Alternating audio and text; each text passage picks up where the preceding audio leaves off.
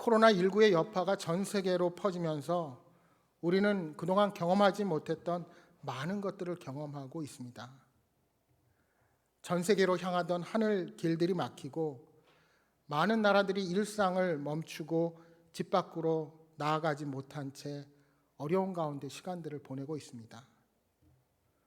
그래도 우리나라는 조금 사정이 나아서 사회적 거리 두기를 끝내고 생활 속 거리 두기로 전환한 지 얼마 되지 않았는데 또다시 이태원 클럽과 한 기업의 물류센터의 확진자의 증가로 수도권은 다시 공공 다중시설의 운영이 한시적으로 중단되는 사태를 맞았습니다.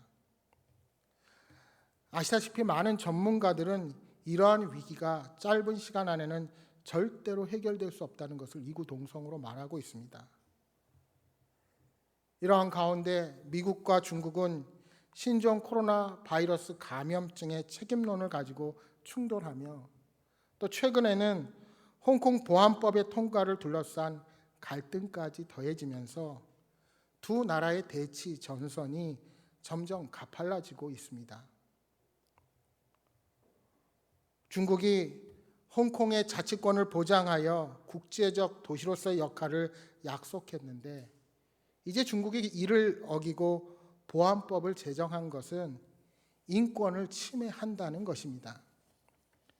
미국은 그동안 관세나 투자, 무역, 비자 발급에 있어서 중국 본토와는 다른 홍콩에 대한 특별 대우를 보장해 왔습니다. 그러나 이제 트럼프 대통령은 그 특별 지위를 박탈하겠다고 선언했습니다. 안보와 무역 등 이 두 나라의 많은 의존도를 가지고 있는 우리나라가 이 두 사이에서 어떤 태도를 취하여야 하는지 쉽지 않은 상황입니다. 미국 하버드 대학 국제정치학 교수인 스테판 윌트는 코로나 팬데믹은 개별국가 단위의 권력을 강화하고 민족주의의 재발흥을 가져올 것이다 라고 전망했습니다.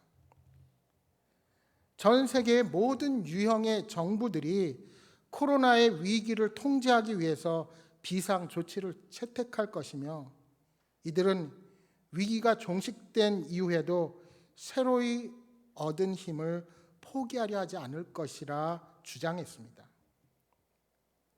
그리고 지금 각 나라들은 하루가 다르게 변화하며 이러한 예측들이 점점 현실로 드러나고 있습니다.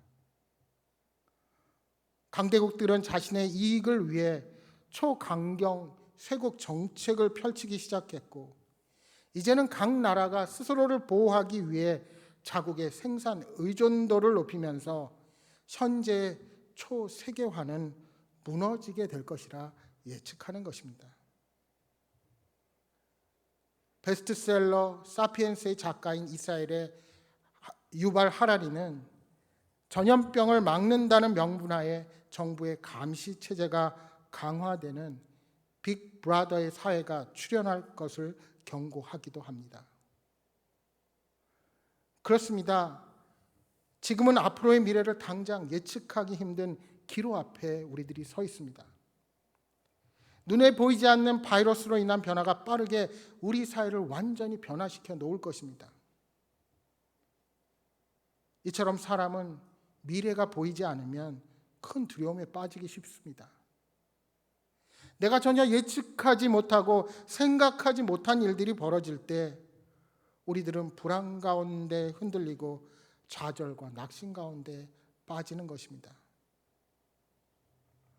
이러한 때 우리 그리스도인들이 어떻게 대비해야 할까요? 이 불안하고 예측이 불가능한 시대에 우리가 먼저 가져야 할 태도는 우리와 함께 하심을 약속하신 하나님을 신뢰하는 것입니다. 우리는 어떠한 경우에 처하더라도 주님과 동행하는 삶을 놓쳐서는 안 됩니다. 오늘 우리가 읽은 본문의 말씀은 예수님께서 고난의 길을 앞두시고 제자들에게 하신 말씀의 일부입니다. 특별히 오늘 본문의 말씀 바로 전에는 예수님께서 장차 일어날 박해를 제자들에게 알려주시는 장면이 등장합니다. 예수님은 제자들이 앞으로 복음으로 인하여 박해를 당할 것이라 예고하셨습니다. 왜 미리 그 사실을 알리셨을까요? 그들이 실족하지 않게 하기 위해서였습니다. 그들이 출교를 당하고 심지어 죽음까지 당하게 될 때 두려워서 예수님을 부인하거나 배반하는 일을 방지하기 위해 미리 그 사실을 알려주신 것입니다.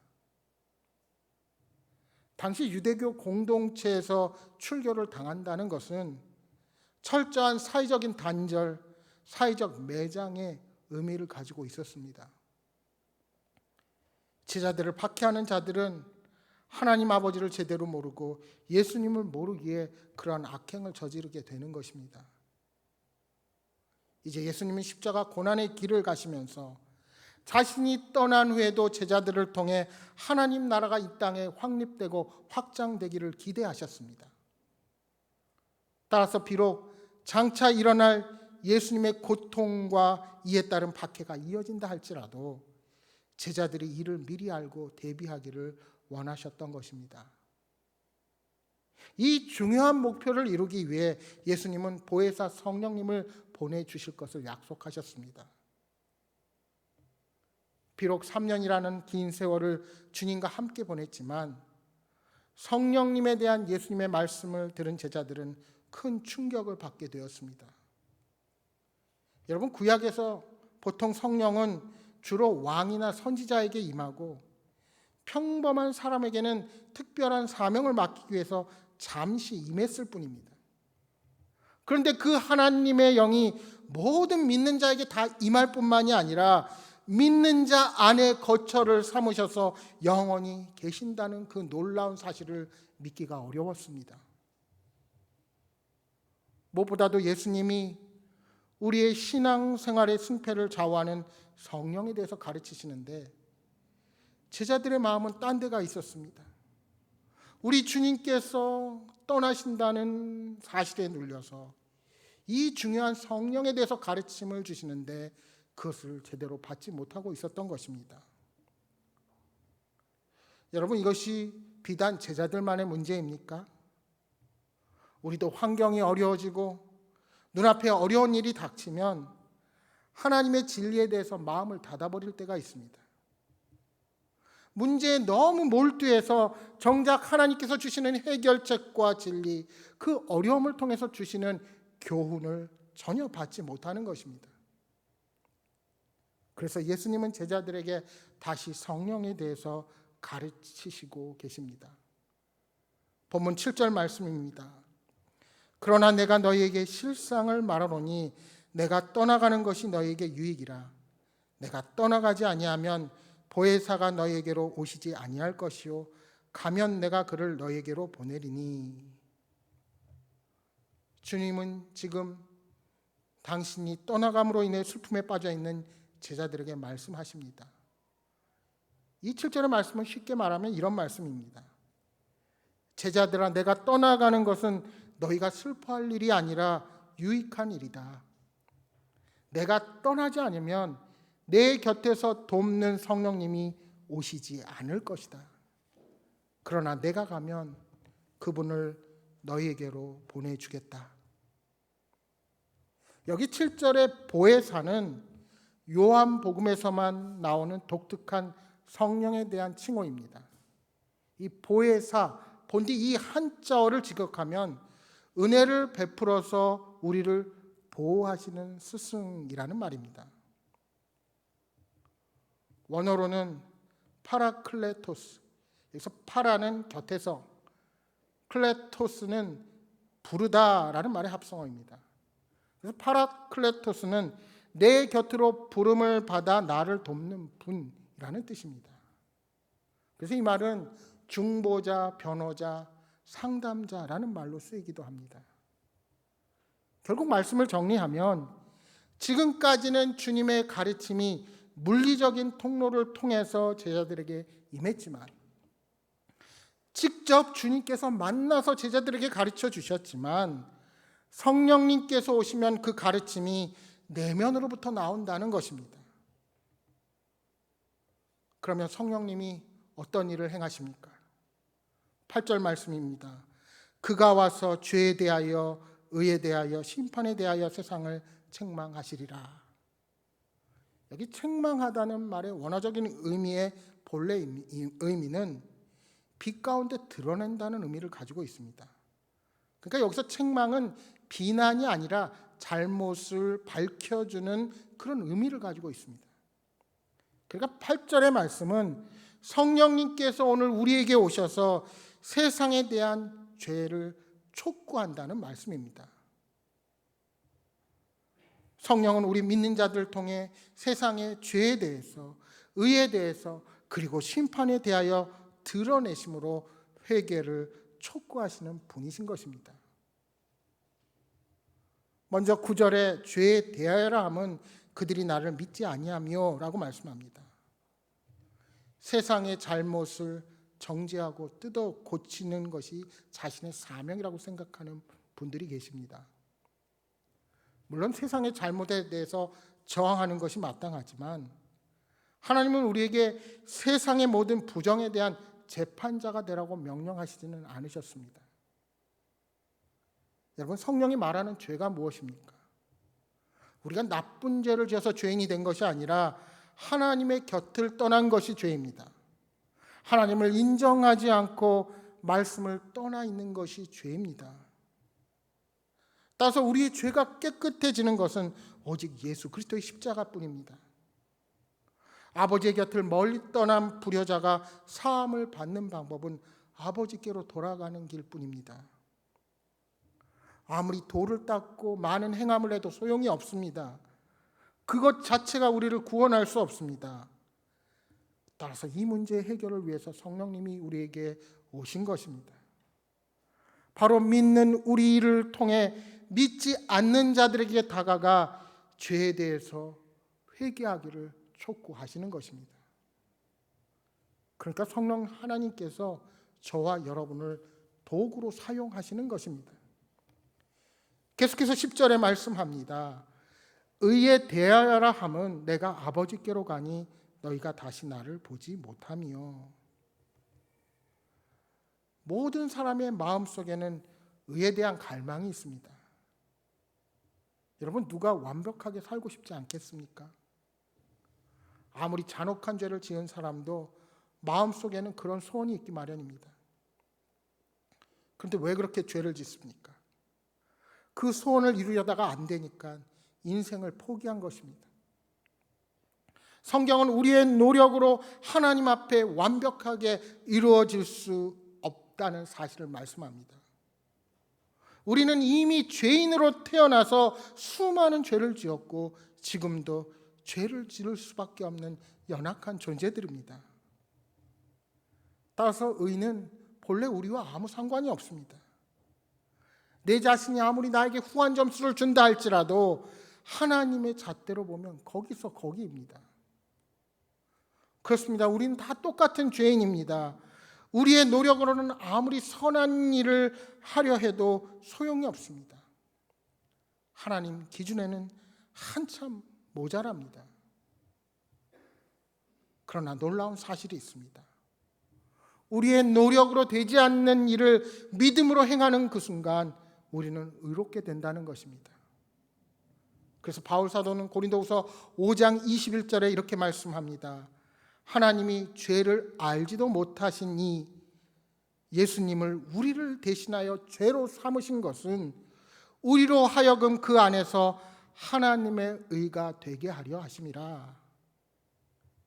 내가 십자가에서 마땅히 죽어야 할 죄인임을 깨닫고 주님께서 내 대신 대속해 주심을 믿으며 그분을 마음에 영접하는 그 순간 이 세상에 누구도 이루지 못할 하나님의 의가 우리 안에서 이루어진다는 것입니다. 그 순간 하나님은 나를 법적으로 완벽하게 의롭다고 선포해 주시는 것입니다. 내가 의로운 것이 아니라 의롭다고 칭해 주시는 것입니다. 따라서 우리는 의에 대하여 세상에 나가 회개를 촉구해야 합니다.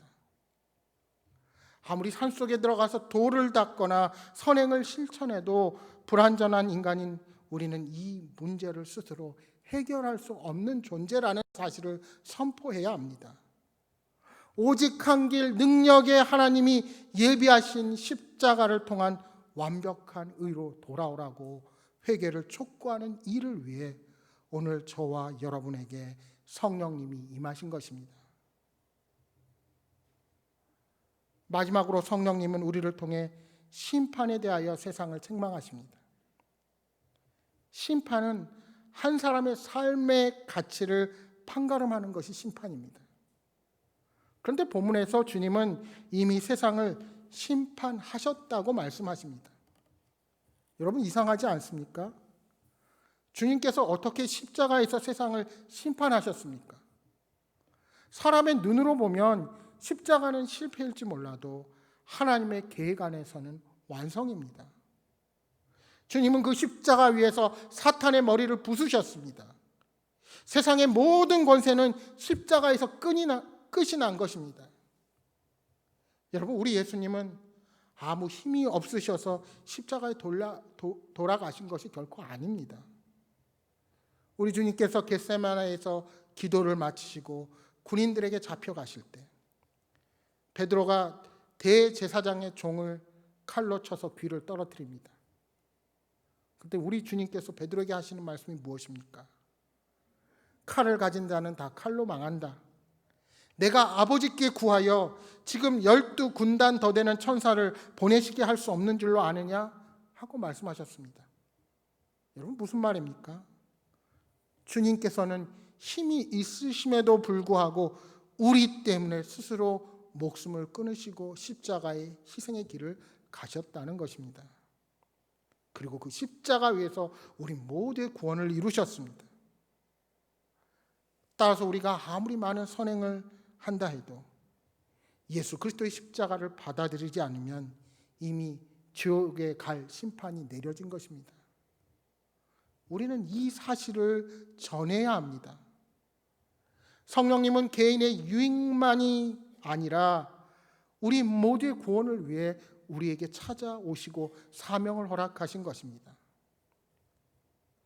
여러분, 마음이 뜨거워지고 방언 기도하는 것이 성령의 은사일 수 있지만 그보다 더 중요한 것은 세상에 나아가 믿지 않는 자들에게 회개를 촉구하는 것입니다. 그러므로 누구든지 우리 가운데 성령의 충만함을 받았다고 말하면서 복음을 전하지 않고 세상 사람들에게 회개를 촉구하지 않는다면 그는 성령과 아무 상관없는 자가 될 수도 있습니다. 그러니까 오늘 이 말씀을 한마디로 정리하면 우리 주님은 우리에게 이렇게 말씀하시는 겁니다. 내가 너희의 유익을 위해 성령님을 보냈단다. 너는 이제 성령님을 힘입어 세상에 나아가 죄와 의와 심판에 대해서 세상을 책망해야 한단다. 오늘은 성령 강림주일입니다. 주님이 십자가에 달리셨다가 사흘 만에 부활하시고 40일간 지상에 계셨다가 승천하셨습니다. 그리고 다시 오신다 약속하셨습니다. 그리고 오순절을 기해서 120명의 성도가 마가의 다락방에 함께 모여 기도할 때 약속하신 성령이 강력하게 임했습니다. 그 당시 제자들의 마음은 어떠했을까요? 예수님께서 고난당하시고 뿔뿔이 흩어졌던 제자들을 다시 모으셨던 것은 그들에게 새로운 사명을 주시기 위해서였습니다. 그러나 성령님이 제자들을 찾아오시기 전까지 아직 알지 못하는 불확실한 미래에 대한 근심이 그들에게 남아 있었을지 모릅니다. 오늘 본문 12절 말씀에도 예수님은 내가 아직도 너에게 이를 것이 많으나 지금은 너희가 감당하지 못하리라 하고 말씀합니다. 왜요? 아직은 성령님께서 오시지 않았기 때문입니다. 그러한 그들이 오순절에 함께 마가의 다락방에 모여 간절히 기도할 때 성령님께서 찾아오셔서 그들에게 확신을 주신 것입니다. 사랑하는 여러분, 성령님이 우리에게 임한 가장 큰 목적 중에 하나는 우리를 변화시키는 것입니다. 우리 모두는 변화를 원합니다. 이 세상에 변화되고 싶지 않은 사람이 어디에 있겠습니까? 근데 성령님이 그토록 변화를 원하는 우리를 찾아오셔서 우리를 변화시키는 것입니다. 어떻게 변화시킵니까? 13절 14절에 말씀합니다. 그러나 진리의 성령이 오시면 그가 너희를 모든 진리 가운데로 인도하시리니 그가 스스로 말하지 않고 오직 들은 것을 말하며 장래의 일을 너희에게 알리시리라. 그가 내 영광을 나타내리니 내 것을 가지고 너희에게 알리시겠습니다. 성령님은 우리 안에 찾아오셔서 하나님의 진리가 기억나게 하심으로 우리를 변화시키는 분이십니다. 과거의 성경이 완성되지 않았을 때 하나님은 그분의 진리를 선지자들과 사도들을 통해 계시해 주셨습니다. 그리고 그 선지자들과 사도들을 통해 성경을 기록하게 하셔서 하나님의 진리인 성경이 완성되었습니다. 그러니까 진리는 세상이 말하는 학문적인 지식이 아닙니다. 보혜사 성령님께서 우리에게 가르쳐 주시는 진리는 그리스도에 대한 진리입니다. 성령님은 예수님만이 길이요 진리요 생명이라는 사실을 우리에게 깨닫게 해주십니다. 따라서 이제 더 이상 진리에 대한 계시는 따로 없습니다. 어떤 사람들은 날마다 꿈꾸고 기도할 때 계시를 받는다고 하지만 직접 계시는 통하지 않습니다. 왜요? 우리가 믿는 모든 하나님 나라의 진리를 하나님은 이미 성경을 통해서 다 계시해 주셨기 때문입니다. 따라서 성령이 우리에게 찾아오신 이유는 또 다른 계시를 주시기 위함이 아니라 이미 완성된 이 하나님의 말씀, 그 진리를 우리 안에서 기억나게 하시기 위함입니다. 이것을 신학적으로 말하면 성령님께서 우리에게 말씀을 조명해 주신다는 것입니다. 그런데 성령의 역사를 강조하면서도 정작 예수님에 대한 복음의 진리가 빠져버린 각종 은사 운동들이 있습니다. 예수님에 대한 올바른 깨달음을 강조하지 않거나 예수님께로 더 가까이 가도록 인도하지 못하는 체험 위주의 성령 운동들은 참된 성령의 역사라고 볼 수 없습니다. 분명 병고침은 있습니다. 그러나 병고침만 강조하고 방언만 강조하고 영적 체험만 예언만 강조하는 것은 성령님의 바른 뜻이 결코 아닙니다. 하나님께서 우리에게 말씀하시는 장래의 일은 점쟁이와 같이 우리의 인생의 미래를 예측하는 것이 결코 아닙니다. 이 말씀을 하실 당시 제자들에게 말씀하신 장래의 일은 예수님의 십자가와 부활, 승천, 그리고 재림의 사건들을 의미했습니다.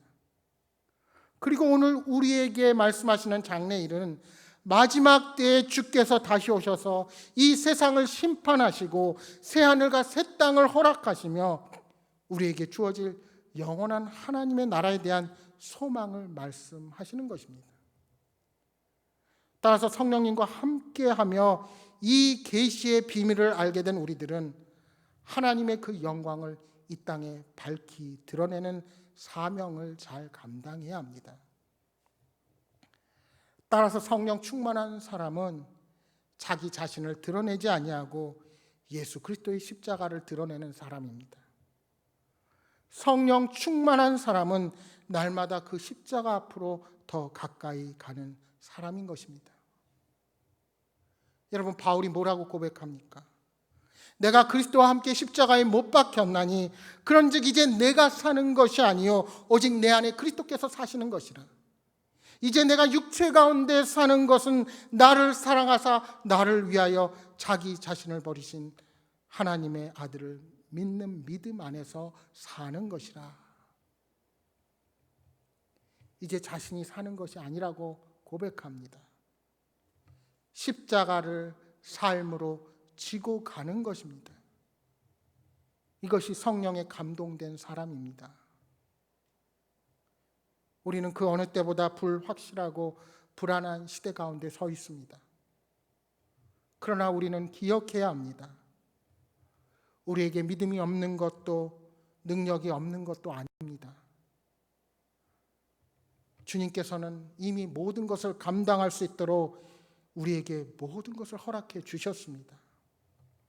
문제는 우리에게 믿음과 능력을 풀어 넣어 주시는 성령님을 우리 곁에 주셨는데 그 사실을 무시하고 그냥 옆에 세워두고 있는 것입니다.